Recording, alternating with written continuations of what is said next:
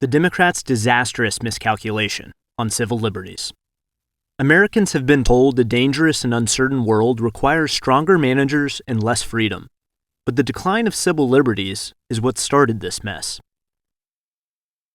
Civil liberties have officially gone out of style, a phenomenon on full display at the weaponization of government hearing at which I just testified. The circus-like scene featured a ranking member calling two journalists a direct threat, a Stanford-educated former prosecutor who confused accusation with proof, and a Texas congressman, Colin Allred, who proudly held up the results of an adjudicated criminal case to argue against due process in another arena.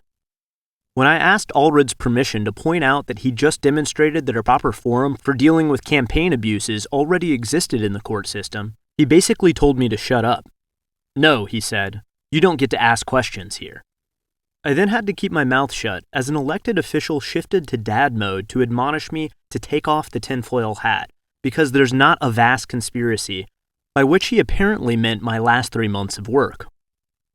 Allred then went on MSNBC, where my former friend Chris Hayes with a straight face suggested he didn't see a government angle in either the Twitter files or our testimony, both of which were more or less entirely about that issue, saying the discovery of Truthout and ultra-MAGA dogmom on federal blacklists was just the FBI pointing out that certain actions are probably Russian disinformation ops.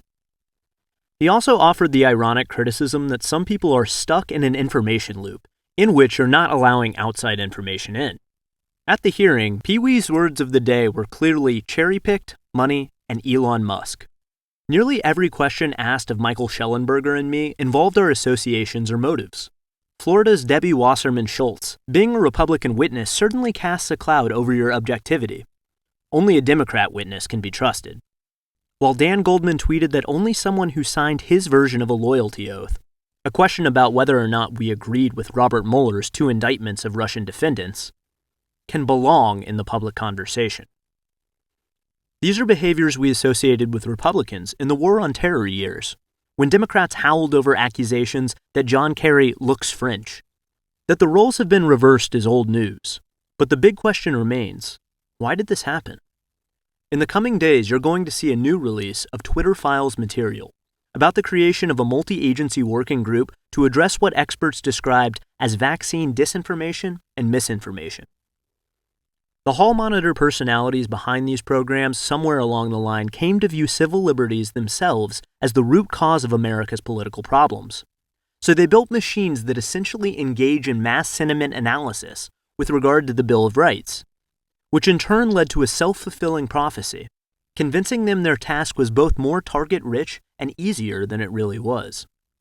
This cross-platform group looked for people who were just asking questions, which they viewed as a rhetorical trick for introducing misinformation.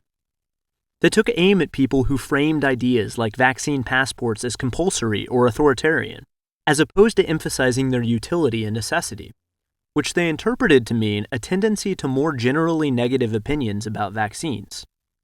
Moreover, as disclosed last week, they saw a threat in people who wrote about true stories of vaccine side effects or true posts which could fuel hesitancy. More disturbing was a letter to a long list of academics, tech executives, and communication specialists from a staffer for the nonprofit Institute for Defense Analysis. It referred to a new type of online influencer, some of whom enjoy reach commensurate with mass media channels. In an age of declining trust in media, government, and institutions, influencers occupy a position of trust and enjoy a perception of authenticity. In addition to the rise of influencers, now prevalent online crowds have been transformed into a significant force in shaping narratives. They are persistent and can be leveraged to achieve amplification of particular messages in the battle for attention. Online crowds have been transformed into a significant force in shaping narratives is just another way of saying independent groups now have politically effective ways to organize, which the authors clearly saw as a problem in itself. The digital age has produced an almost involuntary general disrespect for personal boundaries. Probably all of us are guilty of it on some level. We peek, poke, and prod in ways that would have made us ashamed in the pre-internet years.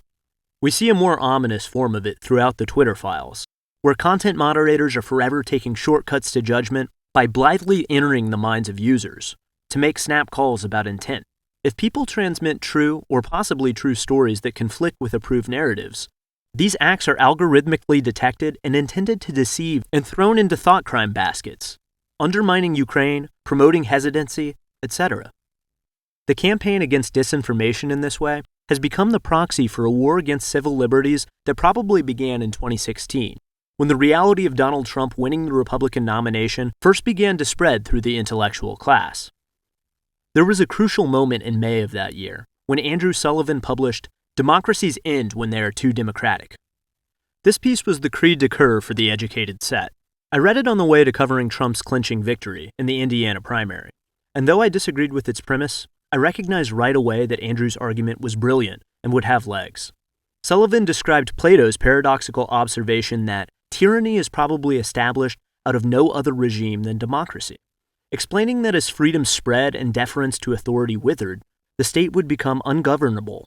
The very rich come under attack, as inequality becomes increasingly intolerable. Patriarchy is also dismantled.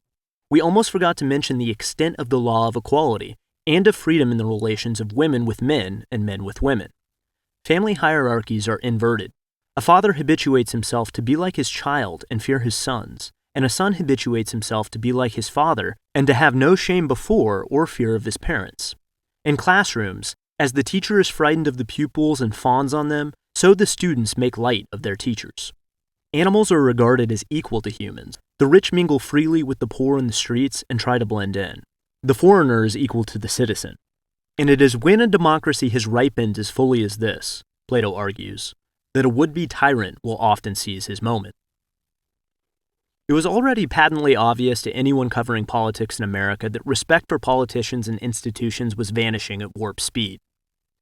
I thought it was a consequence of official lies like WMD, failed policies like the Iraq War, or the financial crisis response, and the increasingly insufferable fakery of presidential politics. People like author Martin Gurry pointed at a free internet, which allowed the public to see these warts in more hideous technicolor than before. Sullivan saw many of the same things, but his idea about a possible solution was to rouse to action the country's elites, who still matter, and provide the critical ingredient to save democracy from itself. Look, Andrew's English, a crime for which I think people may in some cases be excused, even if I found myself reaching for something sharp when he described Bernie Sanders as a demagogue of the left. Also, his essay was subtle and had multiple layers, one of which was an exhortation to those same elites to wake up and listen to the anger in the population. Unfortunately, post-election, each successive version of what was originally a careful and subtle too much democracy idea became more simplistic and self-serving. By 2019, the shipwreck of the Weekly Standard, The Bulwark, was publishing Too Much Democracy is Killing Democracy, an article which insisted it wasn't an argument for the vote to be restricted, but it is an argument for a political, social, and cultural compact that makes participation by many unnecessary. Soon we had people like Joan Donovan of Harvard Shorenstein Center leading the charge for deplatforming, not as a general principle, of course, but merely as a short-term solution. In its own way, it was very Trumpian thinking. We just need to clamp down on speech until we can figure out what is going on. Still, as far back as 2016, the Rand Corporation conducted a study showing the phrase most predictive of Trump support was, "People like me don't have any say." This was a problem of corporate and financial concentration invisible to people of a certain class. As fewer and fewer people were needed to run the giant banking or retail delivery or communication machines of society, there were more and more going straight from college back to their parents' houses, where they spent their days fighting voicemail programs just to find out where to send their, inevitably unanswered, job applications. This was going to inspire some angry tweets, and frankly, allowing all of them was the least the system could do.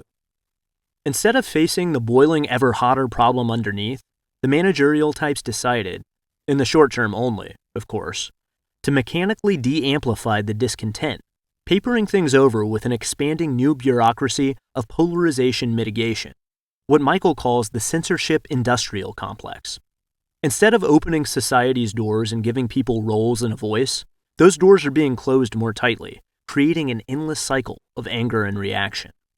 Making a furious public less visible doesn't make it go away. Moreover, as we saw at the hearing, clamping down on civil liberties makes obnoxious leaders more conspicuous, not less.